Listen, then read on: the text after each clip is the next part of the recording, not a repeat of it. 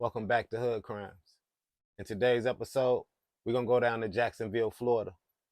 A 24-year-old Jamel Kelly, set up by his mother and murdered by his ex-stepfather. What made his mother set him up that day? And was a dispute they had that bad where she had to have her ex-husband kill her son along with 3 other men? Find out what happened today on Hood Crimes.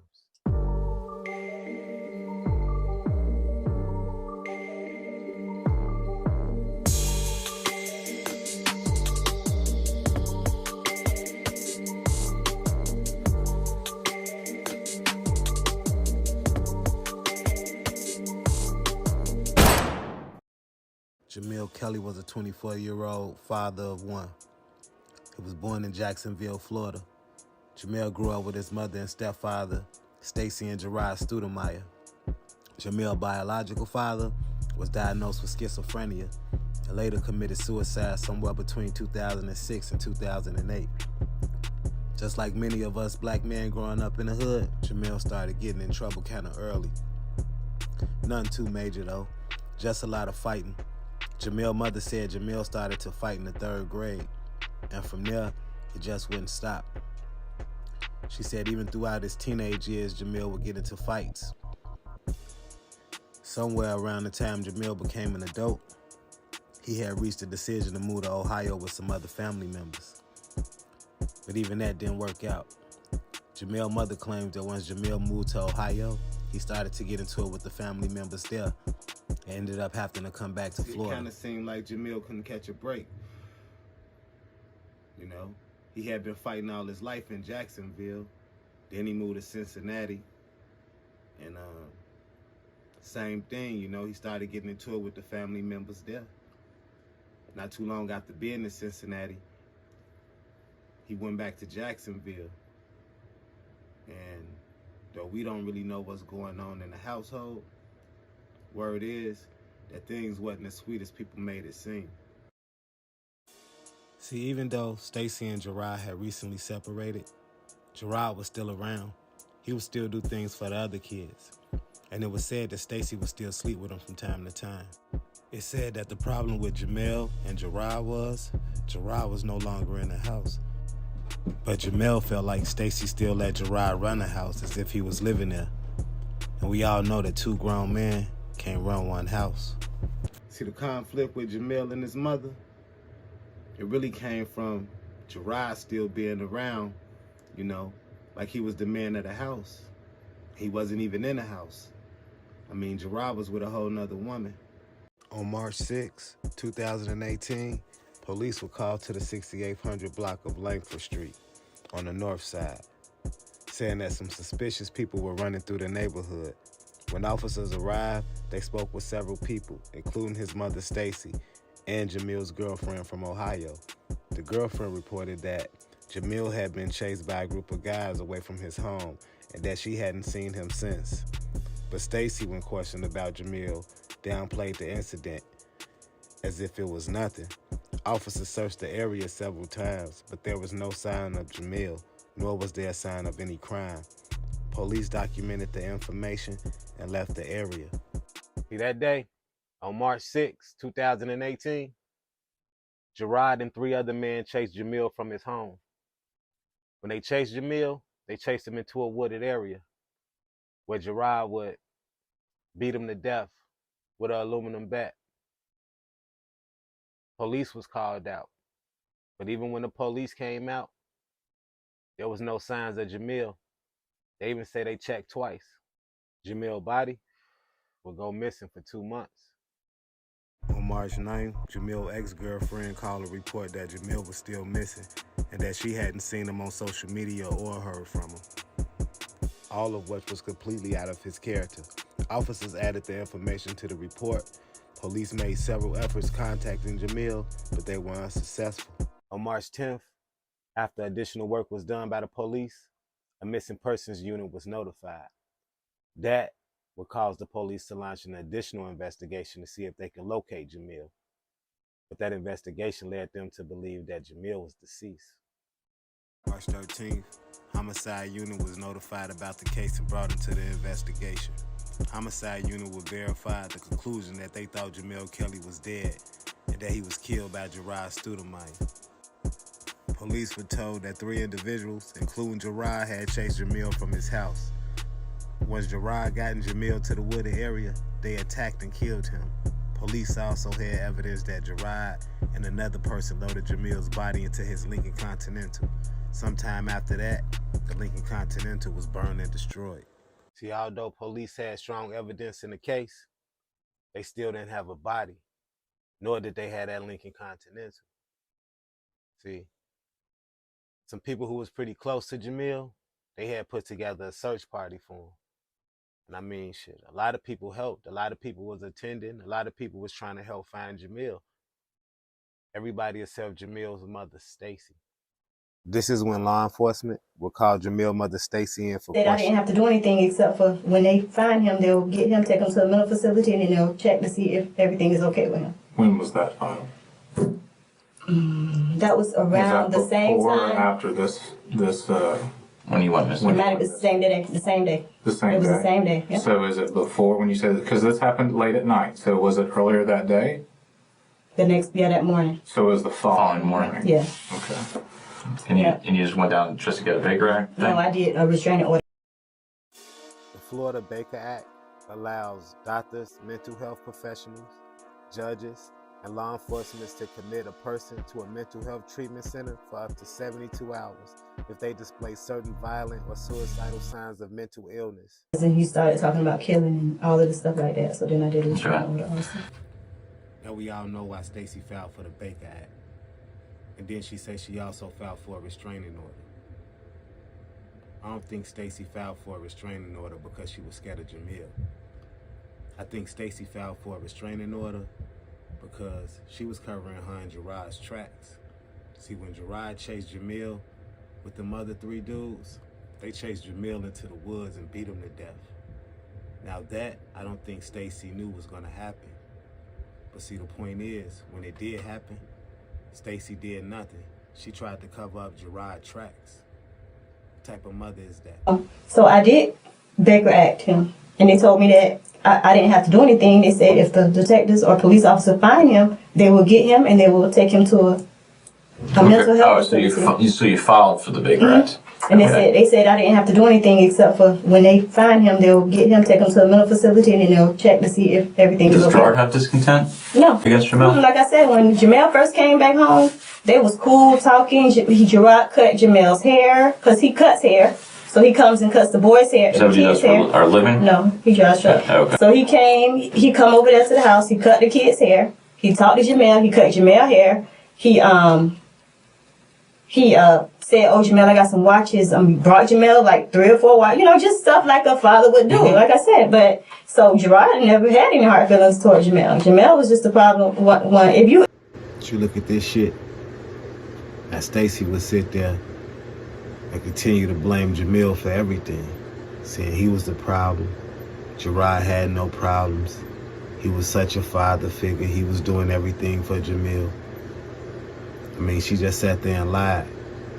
Didn't give a shit about her son. Like, this was a real disgusting case. If you interview his brother, his oldest brother, I don't know if y'all did or not, but he will tell you the same story. Anyway.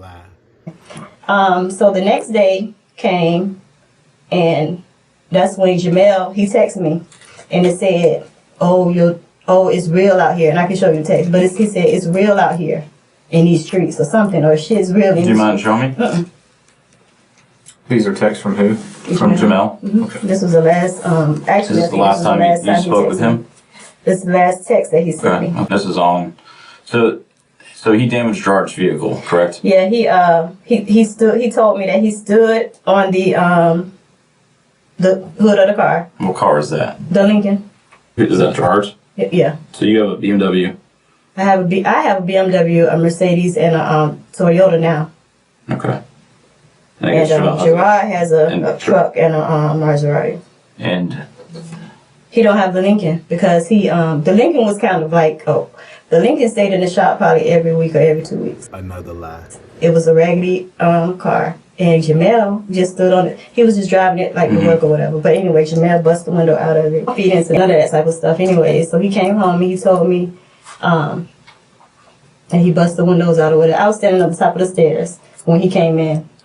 Who was there? Who was there when he got home?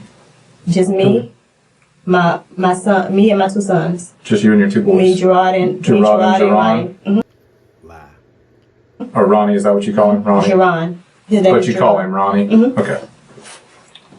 And then when he came in, like I said, I heard him with some commotion or whatever. Talking, and then he was talking about busting the windows out and all of that. He just talking to himself, yelling, screaming? No, I was standing, I'm sure he knew I was in the house. You said commotion. Who's he? Is it just commotion that he's causing by himself?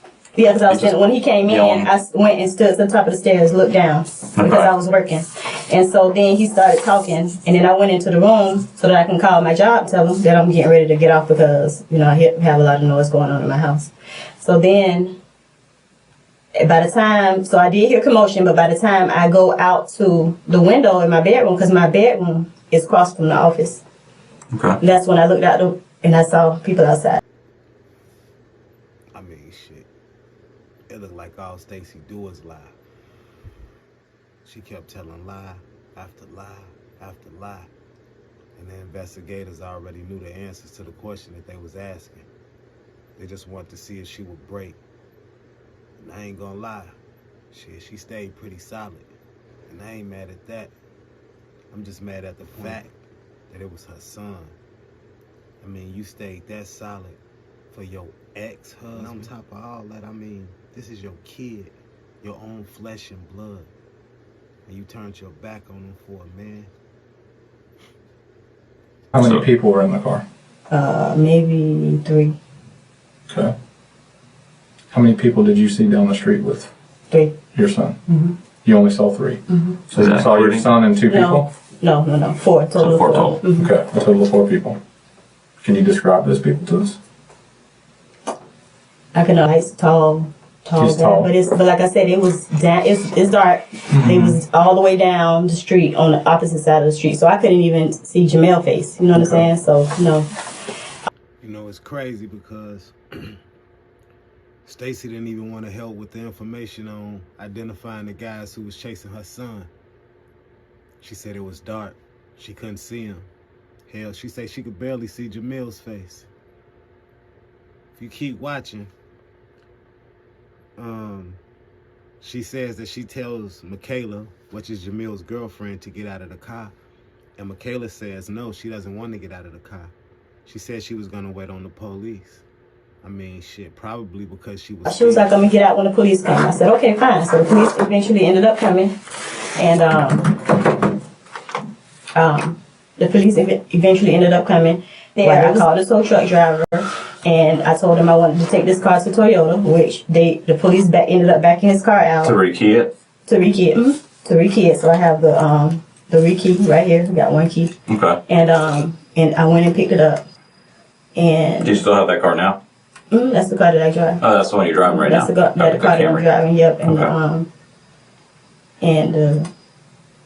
So the police was there when I did that, so no, so it wouldn't be no issues as far as the car or whatever. So then the police was talking to him and Michaela. They went all around, they walked around the yard, went in the back, did whatever. They ended up coming back out. And he was like, that's when he was telling me about she gonna call her sister or whatever to try to get her. Yeah. Anyway, I told him, I said, well, she don't have to do that. I'll get her. Mm-hmm.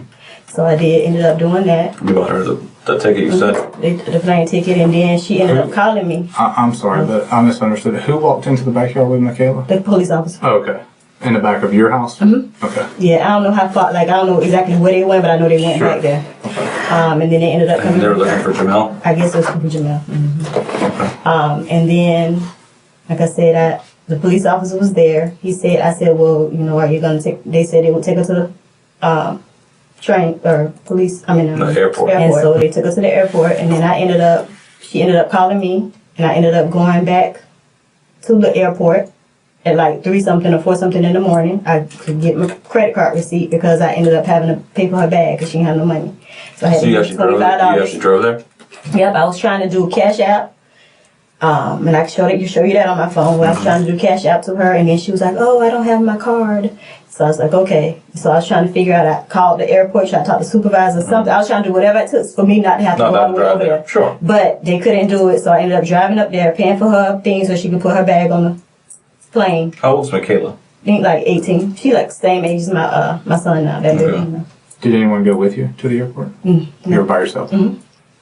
Yep, I drove to the airport. Michaela saw me there, and plus, like I said, I could show where I paid for the bag.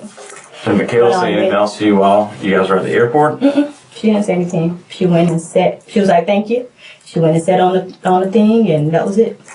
Did Michaela come back after all this happened? Not to me. I mean, she may have to the police officer, but she didn't say anything. She didn't too much say anything to me. Did you have any concern that I didn't, that something bad might have happened to you? Because I would have thought, like I said, I was trying to get the car towed because I knew I was like, oh, before he get back, I want, so no, I wouldn't have thought that. At one time during the interview, did we hear Stacy, be concerned about Jamel at all? Seems like she was more concerned about getting the car towed and getting Michaela to the airport. I mean, it's crazy because when the detectives asked her, did Michaela show any concern or were you concerned? She said Michaela didn't say much to her. And shit, I'm pretty sure she didn't. She probably was sitting in the passenger seat scared as fuck, And then the detectives asked, did you show any concern? She said, nah. She was just trying to get her car towed. So your son get chased by 4 men. They return, he don't come back, and all you concerned about is the car and getting Michaela to the airport? Who had the bat out there that night when all this was going on? When I saw them down there, like I said, I didn't see anybody with a bat. Another lie. Okay. All right.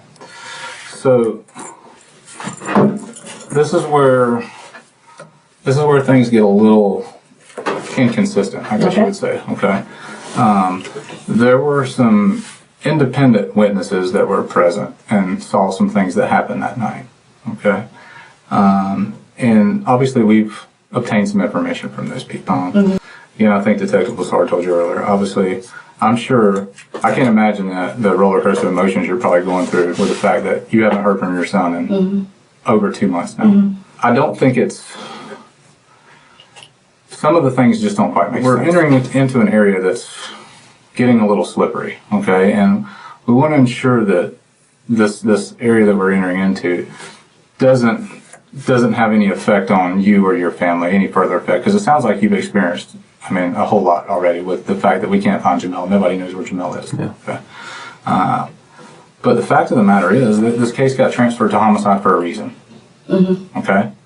What does that mean to you when we tell you that his case has been transferred to homicide? What does that mean to you, Mrs. Studemeyer? It means that I thought maybe y'all found something, not found him. Okay. But I guess what he's trying to say, you know what homicide is. Yeah, that y'all think that something happened to him. In terms of? As far as like him being harmed. Or? Dead. Yes. Okay. Okay. That's ultimately why we're here, which is why we talked to you yesterday and said this is very serious business. Okay. The detectives was basically telling her that they had all the evidence that they needed. They just wanted to see was Stacy gonna come clean, give them a little more information. But what shocked me the most was when they asked her, did she know what it means when they transferred the case to homicide? Stacy really playing dumb here, you know what I mean? Of course she know what it means, but she's giving them the runarounds. When they asked her what do it mean, the way she put her head on the wall, shit, it looked like she was saying shit it mean. Try to dig deep and try to figure out what else happened that night. There's some things that happen that you're not telling us, okay? And we have proof of those things. Okay? Something very, very bad happened that night. Something very, very, very bad happened that night, okay? And you said something earlier. And I didn't. You said something earlier about Gerard. You didn't think Gerard meant to hurt him.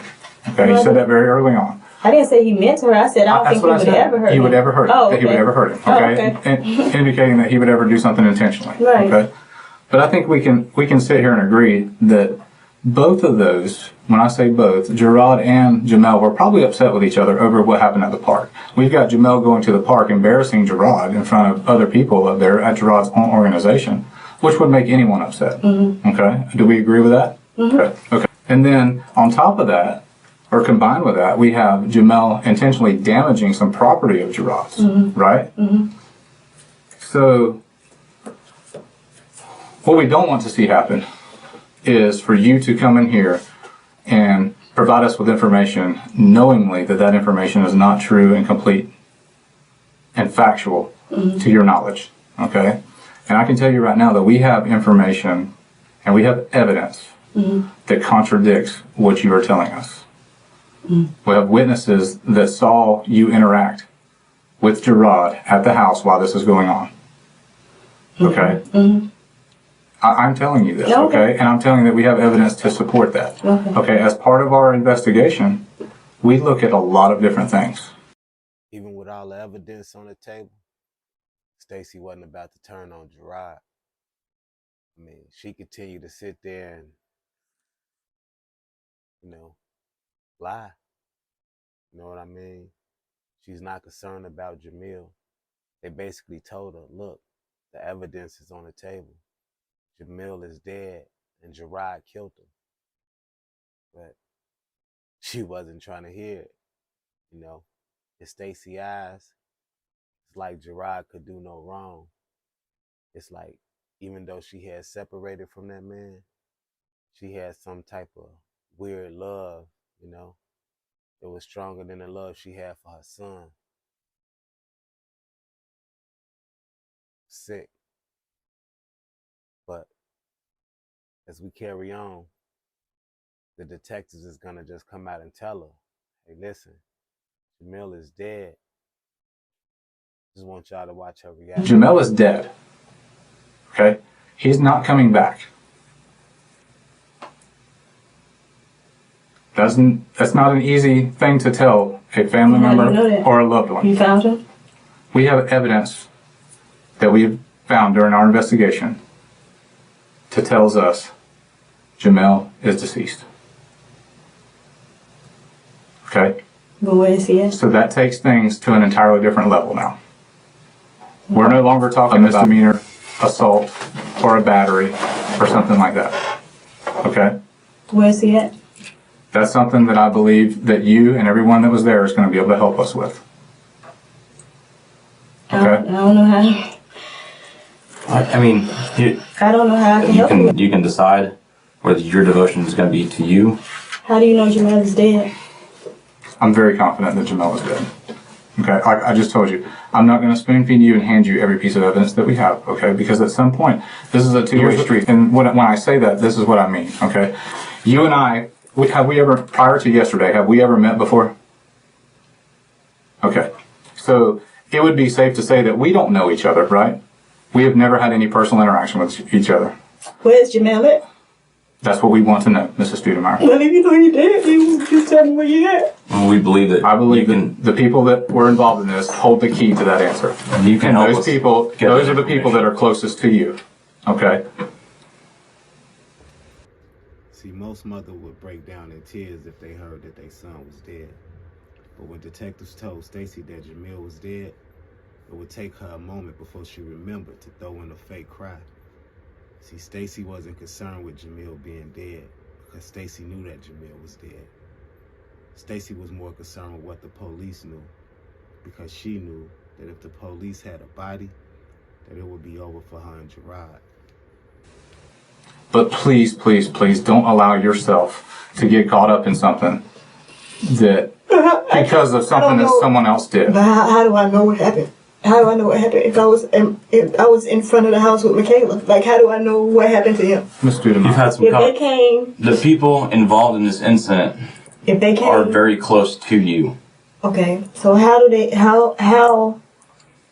if something happened to him in my neighborhood, where is he? Because they came and they checked the water, Okay. they checked the woods.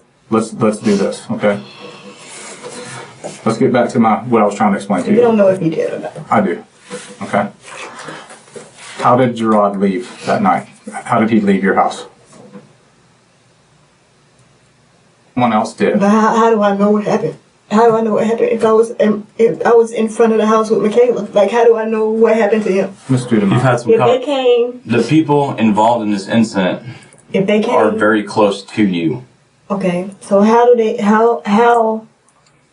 If something happened to him in my neighborhood, where is he? Because they came and they checked the water, Okay. they checked the woods. Let's do this. Okay. Let's get back to what I was trying to explain to you. You don't know if he did or not. I do.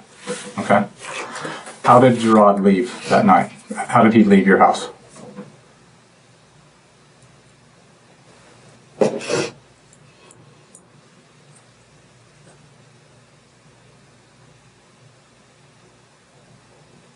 Can you tell me that? What mode of transportation, or how did he leave your house that night when this happened? I don't know. You do know. What in the fuck my man type of shit is this? They telling her they got the evidence on the table. They know what's going on. They know that she gave Gerard the keys to her BMW that night for him to get away. Yes, she chooses to sit here and act like she don't know what's going on. I mean, she caught. Not to mention, we still talking about her It's son. fixing to go. And you said I could leave at any time. I think we're beyond that point. No. Okay. We need to get these details ironed out. How did he leave that night? Okay. You need to do this for Jamel. At this moment, Stacy decides to get up and tries to leave. See, just the day before that, when they tried to question Stacy, Stacy said she had to leave. Even though they told her that they had some important information about Jamel, she said she had to leave and go get her other kids. See, the truth is, Stacy had to leave and go get her story right with Gerard. That's why when she came back to the police station the next day, it was all like trying to come up with an alibi. It was never about trying to figure out what happened to Jamel.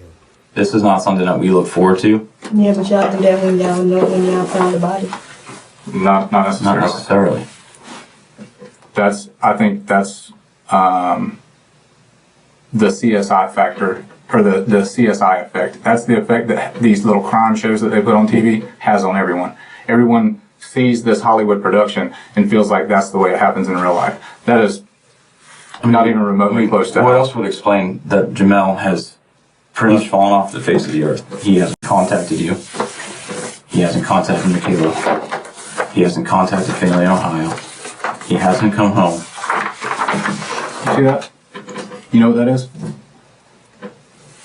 That is a surveillance picture of Gerard Studemeyer with a bat, walking down the street, going to attack your son. Right. You're standing on the front porch of your house. Okay? That is Gerard How do Studemeyer I know? going to physically attack your son. So how do I know? So how do I know what happened to me if I'm standing on my front porch? Is what I'm trying to say. Okay? Well, let's go back. Let's back up just a step, okay?